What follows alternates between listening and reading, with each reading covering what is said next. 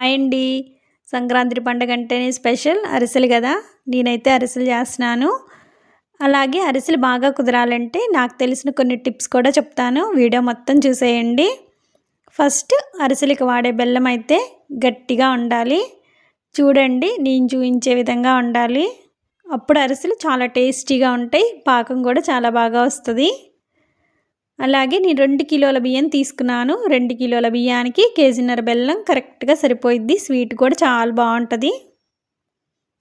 అలాగే బియ్యాన్ని 24 అవర్స్ నానబెట్టుకున్నాను. ఈ 24 గంటల్లో 3 టైమ్స్ శుభ్రంగా కడిగి ఫ్రెష్ వాటర్ పోసుకున్నాను. పిండి వాసన రాకుండా ఉంటుంది. నేనైతే మిల్లుకి పంపించి పిండి వేయించుకున్నాను. రాగానే జల్లెడ పట్టేసి పాకం పట్టే లోపల పొడిబారిపోకుండా ఉండటం కోసం పిండిని అదుముతున్నాను. ఒక క్లాత్ వేసి పక్కన పెట్టుకున్నాను. బెల్లంలో అయితే 200 ml వరకు వాటర్ పోసుకొని కరిగించుకున్నాను. కరిగించుకున్న బెల్లాన్ని ఇలా వడకట్టుకుంటున్నాను. ఇసుక డస్ట్ ఏమైనా ఉంటుందేమోనని పాకానికి పెట్టాను. నేనైతే లేత పాకము తీయట్లేదు, అలా అని ముదురు పాకము తీయట్లేదు, మీడియంగా తీసినాను. లేత పాకం అయితే అరిసి పిండి పిండిగా ఉంటుంది. ముదురు పాకం అయితే గట్టిగా ఉంటుంది. ఈ విధంగా తీసుకుంటే అరిసె లోపల పిండి ఉడికి అరిసె చాలా టేస్టీగా ఉంటుంది. ప్లేట్ కతుక్కోకుండా మన చేతిలోకి వచ్చేస్తుంది పాకం అయితే. చూడండి, ఈ విధంగా ఉన్నప్పుడు తీసేసుకోండి, చాలా బాగుంటాయి.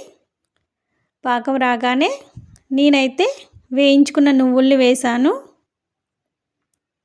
పిండి వేసి కలుపుకుంటున్నాను.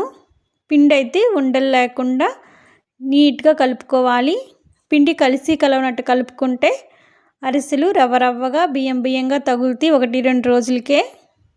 ఇలా పిండి నీట్గా కలుపుకుంటే ఎన్ని రోజులు ఉన్నా కూడా అరిసె మెత్తగా చాలా బాగుంటుంది. చలివిడి కూడా ఈ విధంగా ఉండాలి.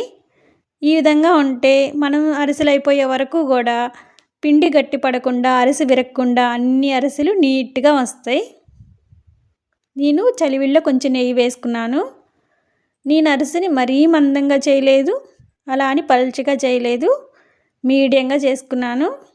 చక్కగా ఉడికి చాలా రుచిగా ఉంటుంది అరిసె అయితే.